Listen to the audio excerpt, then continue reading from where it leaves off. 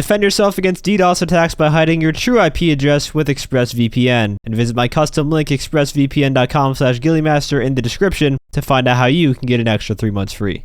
Hey everyone, and welcome to another GTA 6 video here on the channel. Today we are going to go over some GTA 6 leaks that have surfaced recently. Now these are strictly gameplay, game mechanic, or map feature leaks, nothing to do with the story. Just wanted to point that out in case anyone was worried about the story being spoiled in any way. And even if there were leaks based on the story, I wouldn't cover those regardless.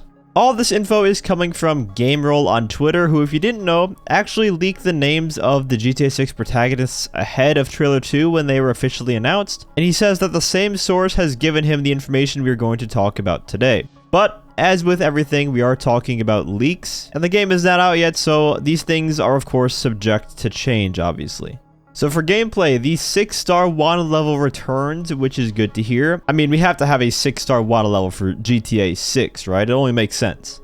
The relationship bar mentioned in the 2022 leaked clips still exists, and it works like the honor bar does in RDR2. And I'm sure there will be some ramifications in the story depending on how good of a relationship you have with Lucia by the end of the game or something. Kind of like how you have low honor Arthur and high honor Arthur endings in RDR2. Weight mechanics will be a thing in GTA 6, and hopefully this carries over to GTA 6 Online as well, but it just would be funny if, just like in San Andreas, the characters commented on your weight for missions if it was too high or too low. There's going to be explorable underwater areas with treasures and secrets, and really this was kind of obvious to be the case. GTA 5 had underwater secrets as well, although in GTA 6 the water will, I'm sure, play much more of a role, so I'm sure there will be a ton more water exploration to be done compared to GTA 5. The Trailer 2 scene where Jason buys beer is in fact gameplay, so when he's walking out with the beer bottles, this is apparently gameplay, which of course looks amazing. The greet and antagonize feature from RDR2 is going to be in GTA 6. This is something that just makes the world feel way more alive. Just being able to interact with every NPC you see and have them respond to you accordingly makes the NPCs feel like they're actually living in the world and not just objects for you to shoot at. It's one of my favorite features of RDR2, and I'm glad it's going to be a thing in GTA 6. The character wheel has 3 options: solo Jason, solo Lucia, and dual protagonist control, where Lucia and Jason can be controlled at the same time to rob together in the open world. Some missions are also started using the 2 of them at once, and I'm really wondering how this is going to end up working, where you control both of them at the same time. Maybe you take control of one and have them start a task or something, and then you switch to the other one. I suppose that could work. The GPS will be a rectangle again, with pink waypoints to of course match the Vice City aesthetic. And I'm for one happy about this. I prefer the rectangle minimap style as opposed to the circle that was in GTA 4 and all the older GTAs. Though I guess an option to choose between a circle or a rectangle map would be nice to have. And one feature that I do hope is in GTA 6 that was in RDR2, if you hold down on the D-pad, I believe, it brings up a menu where you can hit a button to expand the minimap without having to go to the options menu to do so. Jason will have a Deadeye-like ability which slows down time and reveals weak spots, and Lucia also will have an ability like that, but only for one shot, and this is meant to show how Jason is a better shot than Lucia due to his time in the army, although the source which GameRoll got this info from said that the Lucia ability is pretty bad and will likely be changed. And honestly, I don't see a point of really either ability. What weak points would you really need to aim for aside from the head when you're fighting in a gunfight against someone? Maybe for vehicles they could highlight tires or the gas tank, that could potentially be how it works, but I would expect some changes in this department because it sounds like the features are kind of underwhelming.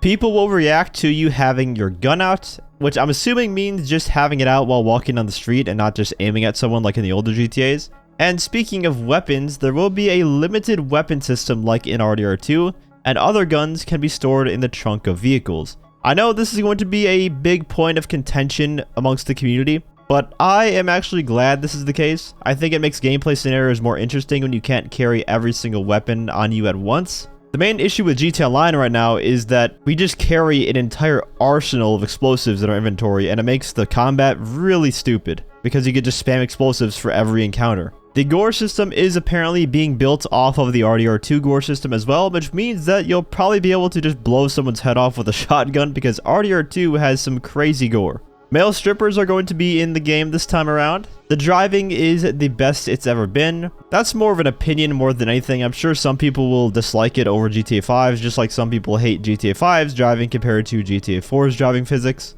The map is going to be on an island again, so entirely surrounded by water. There will be enterable shopping malls and skyscrapers with lifts along with over 700 shops and most interiors of a major open world game, although he does say that he's iffy about this one. But even though it might not be 700 plus stores we can go in, I'm sure it's going to be a ton more than we got in GTA 5, so I'm sure either way it's going to be a substantial upgrade. And this is a really big thing that I'm looking forward to with GTA 6 is not only the size of the map, but map density. Because that's an aspect of GTA 5 that was sorely lacking. Sure, the map was big, but there just wasn't that many buildings that we could explore the interior of. The game will have chapters just like RDR2 does, 5 chapters in total. And the shots from trailer 2 were all from chapters 1 to 3. Now, chapter numbers aren't exactly indicative of how long the game is going to be though. RDR2 has 6 chapters and 2 epilogues, and it's around 50-ish hours long. I do expect GTA 6 to be a bit shorter than RDR2 though, so I'm assuming it's probably going to be anywhere from like 30 to 40 hours maybe. Now for some cut features or just features that have never existed in GTA 6. There are no fully nude sex scenes in the game, so a massive L for the gooners around the world. Listening to music outside of a car apparently isn't a thing, which to me is kind of odd considering the amount of screenshots where people are wearing AirPods, so I would assume this would just be a given to be a feature in the game, but maybe this will change. The prone feature was cut from the game a while ago. Dual wielding weapons is not in the game either. There is no Disney World parody. And there is no burglary minigame. Honestly, a lot of the cut or non-existing features are kind of disappointing, like the no dual-wielding weapons. However, if they are going for a more realistic approach to gunfights, I can't exactly picture Lucia running around with dual-wield pistols, and Jason being ex-military, he doesn't fit the vibe to be doing that either, so I guess it makes sense. The prone feature being cut from the game, I guess don't really care that much about. I mean, it would have been cool to be able to go prone, but as long as we have the crouch button as opposed to whatever weird stealth mechanic walk we got in GTA 5, then I'm happy with that. Of course, things are still subject to change though, as the game is not out yet. It still has around a year of dev time. But I do trust GameRoll's source, considering that the same source also told him the Jason Duval and Lucia Camino's names, which of course came out to be dead on accurate. I'll have his Twitter linked down in the description. Go and give him a follow. And let me know what you guys think about some of these leaks down in the comments. Are you more excited for the game after hearing them? Or has nothing really changed for you? If you enjoyed the video or found it helpful, feel free to leave a like, as well as subscribe to my channel for more GTA Online content. I also want to give a huge shout out to all of my channel members for your support. If you'd like to become a member for some exclusive perks, you can either use the join button or the link that's down in the description.